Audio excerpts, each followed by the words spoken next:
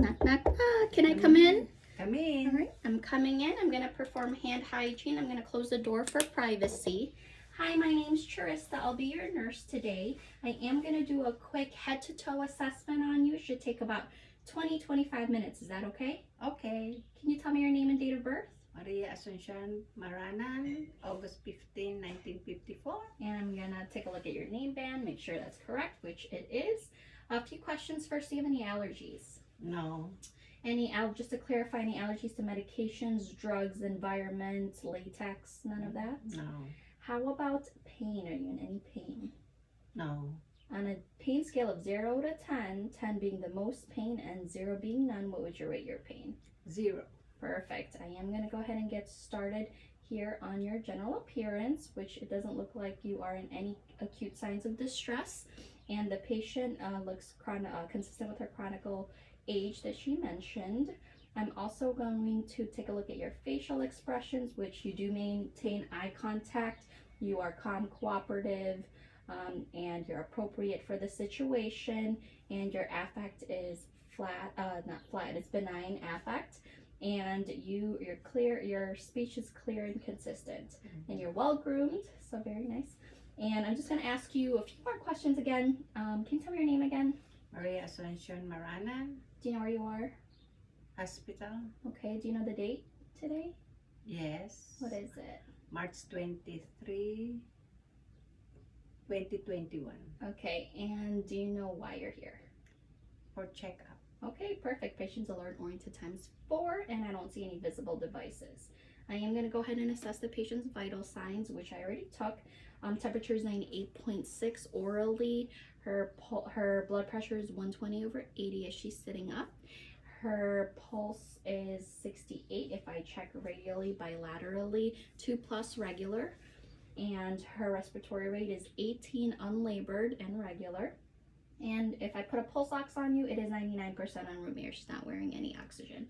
Okay, and then the next thing I am going to do is I'm going to go ahead and check your skin and your nails. So I'm taking a look at the patient's skin color. It is smooth and even and homogeneous color for the ethical background, so that's very good. I don't see any lesions, any wounds, any incisions or tattoos anywhere, so very good.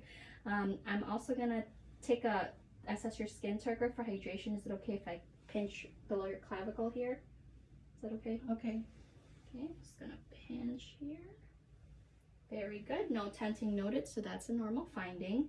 And then I'm gonna go ahead and check your nails here. So I'm just gonna take a look at the color. It's nice and pink. It's well groomed, rounded, about 160 degrees here. Well cut too, so very nice. I don't see any nail polish or any acrylic nails. Oh, that's good. I am going to go ahead and check your capillary refill to check for perfusion. I'm just going to pinch your nail beds. Okay. Okay. Very good. So your capillary refill is less than 3 seconds, so that's perfect. Any questions so far? No. Okay, perfect. The next thing I'm going to do is I'm going to go ahead and check for your head, face, and neck. So Sure, that's fine. I'm taking a look at your facial features. It is symmetrical with your face. Taking a look at your head, I'm just going to take a look and inspect your head for any lesions and infestations, and I don't see any. And I'm going to palpate your head. Is that okay? Okay. Palpate your head, and it does. Skull is nice and round, and I don't see any lesions and infestations when I palpate the head. I am also going to check for your cranial nerves here. Just gonna grab my pen here, and I'm actually gonna take a look at the patient's neck real quick before I start the cranial nerves, and it is midline. I don't see any masses as well. I am gonna check your cranial nerve 5, which is your trigeminal nerve. So I'm gonna have you close your eyes for me, and I'm gonna touch this cotton ball in different parts of your face, and you tell me where it's located. Forehead, chin, right cheek, left cheek. Perfect. And I'm going to have you go ahead and open your eyes and bite down for me. Good. Cranial nerve 5 is intact. Then I'm going to check for cranial nerve 7, which is your facial nerve. I'm going to have you smile for me. Frown. Puff out your cheeks. And raise your eyebrows. Perfect. Cranial nerve 7 is intact. And then I am going to go ahead and check for cranial nerve 11, which is your spinal accessory nerve. So I'm going to have you shrug your shoulders for me. I'm going to meet resistance. Very good. And I'm going to have you turn your head left and right here like this. Great. Cranial nerve 11 is intact, so that's perfect. All right, moving on to the patient's eyes here. I'm going to take a look at your ocular structures here, and I don't see any redness or any discharges. And taking a look at the patient's eyebrows, eyelashes, eyelids, it does look symmetrical for her face, and I don't see any ptosis on those eyelids. And then I'm going to go ahead and check for her conjunctiva and sclera. So go ahead and pull that down. It's clear and moist and pink. Very good. You can pull it up. And her sclera is china white. So that's a normal finding. The next thing I'm going to do is check for a few more things with my pen light. So I'm going to have you take a look straight ahead right there. I'm going to shine a bright light on your eyes, and I'm just going to check your pupils. Right now it's 3 as her size, millimeters. Very good. And her pupils are equal, round, and react to light. And I'm going to check for your accommodations. I want you to take a look at this right here and follow it with your eyes. Very good, which is accommodating. So patient's eyes are Perla. And then I'm going to check for your cranial nerves 3, 4, and 6, which is your oculomotor, trochlear, and abducens. And I'm going to have her take a look right here. Follow with your eyes only, okay? Very good. 3 more. Very good. Cranial nerves 3, 4, and 6 are intact here, okay? And then, so that's good so far. And then I'm going to go ahead and do assess the patient's ears. So I'm going to take a look at the external structures here. I don't see any lesions, but I do see 2 piercings. And I'm going to look inside and take a look at the patient's external auditory meatus. I don't see any redness, any lesions, any inflammation, any discharges, so that's really good. And I'm going to go ahead and perform the whisper test, which is cranial nerve 8, the acoustic or vestibulocochlear. Okay, I'm going to go ahead and stand behind you here. I'm going to, when I say to cover one ear, and then I'm going to whisper a word to you, and you have to repeat it back to me. All right, so go ahead and cover one ear. Plants. All right, and go ahead and do the other ear. Trees. Very good. Cranial nerve 8 is intact, so that's very good. Next thing I'm going to do is assess your nose here. So position-wise, it is midline. It's very symmetrical. I don't see any swelling or anything like that. I am going to take a look inside. Let me grab my pen light here. Let me see where I put it. Okay. I am going to take a look at inside here. Can you tilt your head up? There you go. Taking a look in there. I don't see any inflammation, asymmetry, any deformities in there, or drainage. It is very positional and symmetrical. You can relax. And then, so that's very good. And I do want to take a look at that patient's patency. So I'm going to have you cover one nostril for me and breathe in and out. And the other side. Very good. Your nasal cavity is patent, so that's a good sign. All right. The next thing I'm going to do is check your mouth and throat. So I'm going to go ahead and take a look at your lips. It is pink and moist. I'm going to have you say ah for me as I go everywhere in there. Your tongue is pink and moist. Your gums, you don't have to stick your tongue out. All right. Your gums there's no bleeding, there's no redness. That I notice it is very pink and moist. Your buccal mucosa is also pink and moist. I took a look at your pharynx. There's no redness or any discharge coming out of there. There's no swelling as well. Taking a look at your palate, her soft palate is pink and moist, but her hard palate is white with a little bit of transverse rugae, and it's very irregular, so that's a normal finding. So that's a good thing. Can you just smile for me? All right, looking at your teeth, it is well defined, it is white, so that's very nice. You brush your teeth occasionally? Yes. of Okay. course. All right. And then the next thing I am going to do is I am going to check for a few cranial nerves as well. So cranial nerve 9 and 10, so glossopharyngeal and your vagus nerve. Can you just stick your tongue out and say ah, nice and loud? Ah. All right, very good. And I want you to swallow. All right, and then I would elicit the patient's gag reflex, which I'm not going to do right now, but once it's elicited, then the gag reflex would be intact. But the patient's cranial nerve 9 and 10 is intact. I do see the uvula go up and down with phonation, and I do, what's it called, patient was able to swallow, so cranial nerves 9 and 10 are intact. Then I'm going to check your cranial nerve 12, which is your hypoglossal nerve. So I'm going to have you stick your tongue out and wiggle it. There you go. So cranial nerve 12 is intact, which is your hypoglossal nerve. The next thing I'm going to do is check your respiratory system. So I am going to inspect my patient first, making sure she doesn't have any signs of acute distress or any accessory muscle use. I'm checking the anterior wall chest here. So I am going to go ahead and listen with my diaphragm here.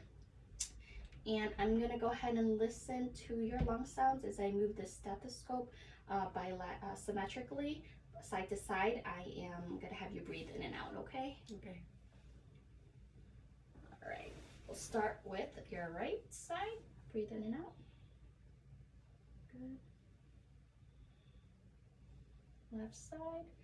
Sorry, your breast here. I'm going to go right above here. Go ahead, breathe in and out. One more time. Good.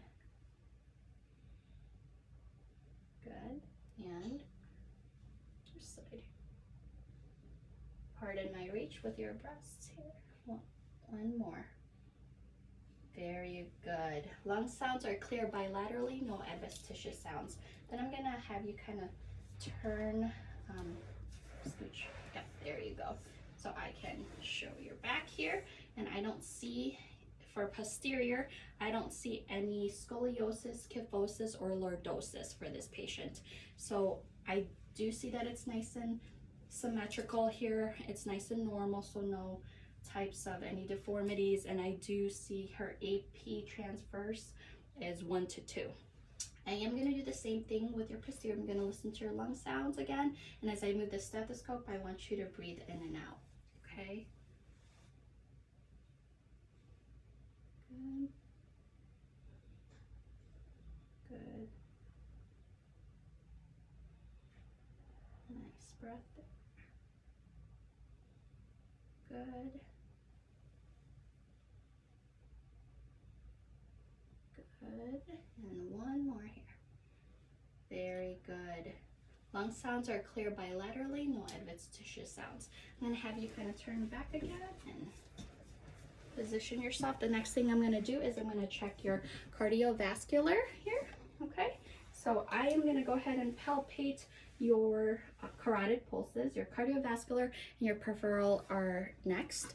So I'm going to go ahead and palpate your radial pulses. I mean, not radial. Carotid pulses. Arteries. Carotid arteries. Very good. It's 2 with 2 fingers. It is 2 plus 4s. Here, it's 2 plus 4s. And then I'm going to go ahead and take a look at the patient and assess for a bruit. So, and I'm looking at the patient as well in her neck, and I don't notice any jugular vein distension. So I am going to go ahead and have you hold your breath when I tell you to, so I can, okay, look at your carotid here. Go ahead and hold your breath. Good, now breathe. And then I'm going to do it again one more time. Good, so no signs of a bruit, so that's very good. Next thing I'm going to do is assess for edema. I don't notice any edema in the patient's arms, but I am going to go ahead and palpate for pretibial edema right here for about 5 seconds. And if the patient wasn't wearing pants, I would say that there's no pretibial edema noted on the patient. So also I am going to go ahead and assess for the landmarks of the heart. So I'm just going to listen to the patient's heart. So I'm going to go ahead and listen to your heart real quick. You can just relax, and I'm just going to take a listen, okay? with my diaphragm, and then I will with the bell as well. So second intercostal space, the right side is the aortic. Okay, second intercostal space about in the left side is the pulmonic. Third intercostal space on the left side is Erb's point. Fourth intercostal space on the left side by the sternal border is the tricuspid, right around the boob here, breast here. And then fifth intercostal space, midclavicular line, I'm just gonna go underneath your breast here, okay? Gonna lift your breast up a little bit, very good. Is your mitral, and that's also your apical if you wanted to count a full minute. Very good, I'm gonna turn this over with the bell just so I could listen. All right, second intercostal space again is the aortic on the right side. Second intercostal space is the pulmonic on the left side. Third intercostal space is Erb's point. Fourth intercostal space is that tricuspid by the sternal border. And fifth intercostal space, midclavicular line, is your mitral. Sorry here. Okay, so S1 and S2 is heard throughout and no adventitious sounds for this patient. Then I'm going to go ahead and palpate the patient's radial pulses. So go ahead and you can put your glasses back on. It's okay. I'm going to have the patient put her arms out and I can check bilaterally. Okay, so I would count for 30 seconds times 2 unless it's irregular, then it's a full minute. But then it is 60 beats per minute and it's 2+ and it's regular. Then I'm going to go ahead and take a look at your pedal pulses. So I'm going to go down on the ground here as I assess for the hair distribution. So the hair distribution is nice and even here as I look, and it's very symmetrical. I'm taking a look at the dorsalis pedis. You can see here the dorsalis pedis here. I'm just going to have you kind of move back. Yes. Okay, the dorsalis pedis is right by that great big toe extender tendon right about here. So I'm going to palpate bilaterally. And then it is 2 + 4, 60 beats per minute, and it is regular.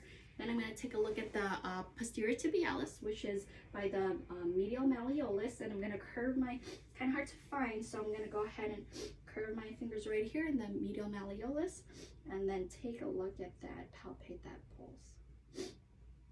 Good, and I'm going to do the same with the other side here. Kind of hard, there we go. Good, and 2 + force bilaterally, 60 beats per minute, same and regular. So very good. The next thing we're going to be doing is we're going to be doing the abdomen. So I'm going to have you lay in bed for me, if that's okay. You can keep your glasses on. There you go. Okay, very good. I am gonna go ahead and take a look at that patient's color at first. It is smooth. It is very symmetrical. I can see that the umbilicus is midline, and it is pretty even. It's very appropriate for the patient's homogeneous color. Next thing I'm gonna do as well is I'm going to auscultate the bell sounds, but before I auscultate, I'm going to listen for the abdominal aorta for any signs of a bruit with my bell. So I'm just going to have you just relax just like that. I'm going to listen here, right in the middle, right by the below the xiphoid process and right above the umbilicus. So right around here, right in the top here, right below the xiphoid process. I don't hear any bruits, so no bruits noted. Then I'm going to go ahead and turn this over to the diaphragm. I'm going to listen to my patient's bowel sounds starting at the right lower quadrant.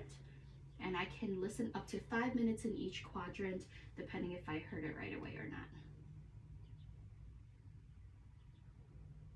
Good. Then right upper quadrant. Good. Left upper quadrant. Very good. And the left lower quadrant right here. Very good. Bowel sounds are present in all 4 quadrants, which is fantastic. Then I am going to go ahead and palpate your abdomen. If there's any pain at all, you just let me know, okay? But you're not not having any pain anywhere in your abdomen? Okay. So I'm gonna go ahead and palpate with light palpation about 1 centimeter in each quadrant here. I don't feel any so far, any distension, any masses, and no rigidity, no tenderness. So very good. Okay. So upon palpation, the patient wasn't guarding.